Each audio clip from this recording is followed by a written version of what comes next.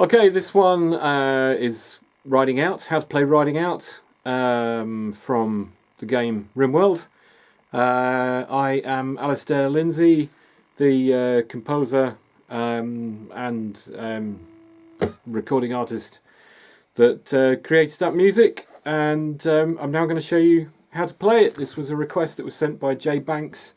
Thank you, Jay Banks, and as is customary on these videos for me to apologise rather a lot, I would like to apologise for the length of time it's taken me to get round to creating this video, and yeah, I'm sorry about that, but I got there in the end. There isn't really any acoustic guitar in it, it's electric guitar. In actual fact, in this particular case, it's a Stratocaster electric guitar that was used. But I'm going to use this acoustic for this video. It doesn't really matter. The thing to bear in mind is that part of the sound of the guitar in this track is a nice clean sound on a Fender Strat, or any Strat, doesn't have to be a Fender. And what's the other crucial thing is the use of the tremolo arm. The chords are B minor, D major, G major. I mean, it just cycles around those, and then I think what we'll call the chorus part is I think that's in E, B minor, G major, B minor, and sometimes a turnaround A major to the E major. So there's not a lot going on, but it's kind of how you express it that's important, and we'll get to that. But first of all, I'm going to run the track, and I'm going to play along to it. Let's see how I do. Well, let's start at the beginning. There's B minor, there's D major, G major. And you see I bent down a little bit on the tremolo arm there on the Strat.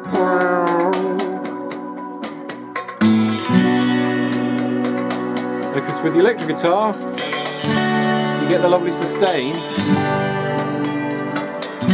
where you can let those chords just glide, you know.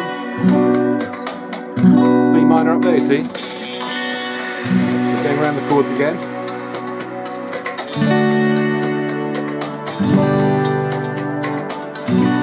Let's take the B minor up to the 7th fret.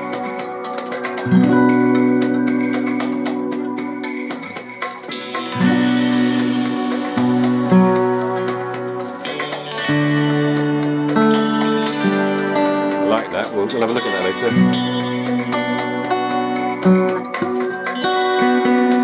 Right. Is it going to change? Yes. E major.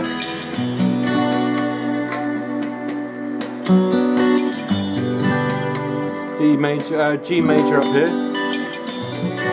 We'll have a look at that in a second.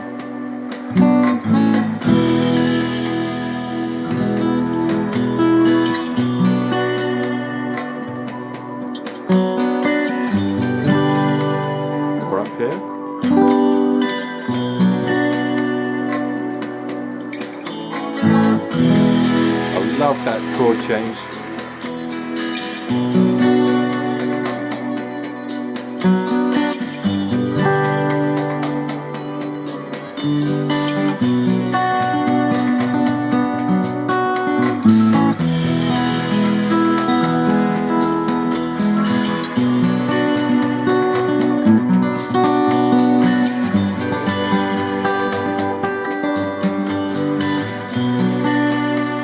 Going back to the verse here. It does indeed. Right, I think that's enough for now. So, okay, sticking to looking at the chords for now. So, what we found was we had a B minor. Okay. Sometimes you heard a second guitar play up here, and really just on the treble strings, rather than a full chord.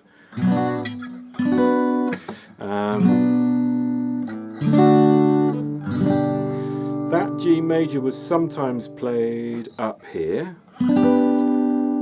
Alright, now if you take a look at that, I've got It's what I call a. When I first started learning to play guitar when I was a kid, I learnt 3 chords. They were the first chords I learned. I learned E major, I learned A major, and I learnt D major. A while after that, I can't remember when, 6 months or a year down the line, somebody showed me how to play bar chords, which meant you had to make what I called an E major shape or an A major shape with your last 3 fingers rather than your first 3 fingers, and then you had to use your first finger to bar across the strings, you see, and then you could just move that shape up and play whatever. And to this day I still call them E major shapes, A major shapes, D major shapes. So that G major, when I say that's a D major shape, that's why, you see, because I think of that. I'm still 7 years old, and I think of that. But it's on the 7th fret, yeah. So your first finger G string 7th fret, second finger E string 7th fret, third finger B string 8th fret, and then the little finger has to come around and fret on the D string on the 9th fret. Now this can be tricky at first, but the key to it is actually not in your fingers. It's more often than not in your arms, in your shoulder, in your elbow, in your wrist, and in your thumb. And if you're struggling with, if you can't get your fingers around it, and this is happening, have a look to see what's going on with your finger ends. Look to see where, whatever you call this part of your hand, look at where it is, look at where, if everything's tense and sort of bunched up, relax, let it hang down. You don't have to press hard, and make sure your thumb, if you can, is in the middle of the back of the neck, if it suits you. If you've got big hands, lucky you, you probably don't need to, but I don't, so that's where my thumb goes. It allows me to, see if this camera can pick this up, it allows my hand to come forwards. I mean, that's an exaggeration, but it just means that this isn't happening. If that's happening, that's bad. So it just means, because when that relaxes and you let gravity take your hand down, the palm of your hand down, your fingertips, your finger ends stand on end, and that allows the strings to ring out. So this and this, and this, they play a big part in that. So if you can get those to relax, even though it seems counterintuitive because you're trying to press hard, they'll somehow kind of make your fingers make a stronger contact with the fretboard. Alright, so I think what I'll do now is I'll quickly grab the Strat and show you how I was phrasing. That's hanging on the wall over there. Hang on.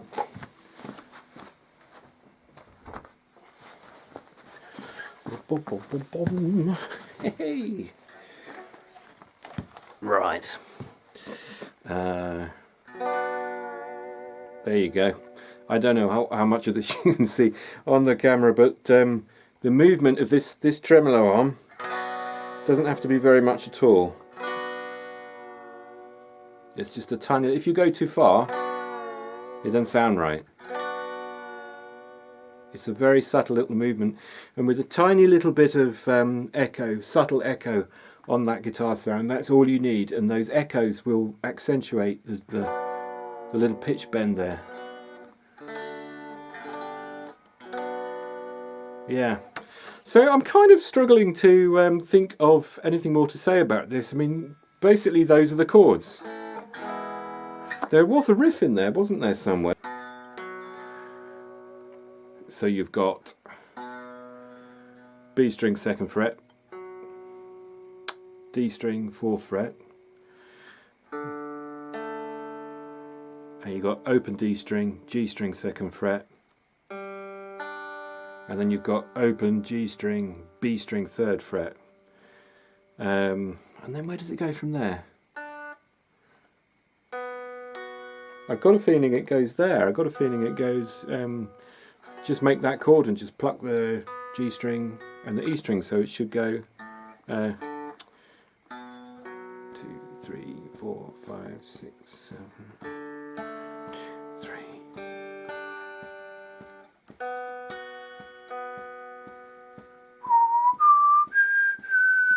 think that's what's going on. Let's have a listen.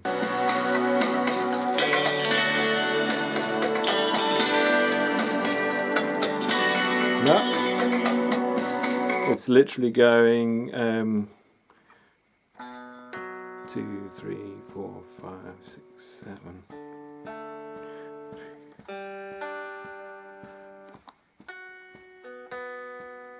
It's as simple as that. And that's it.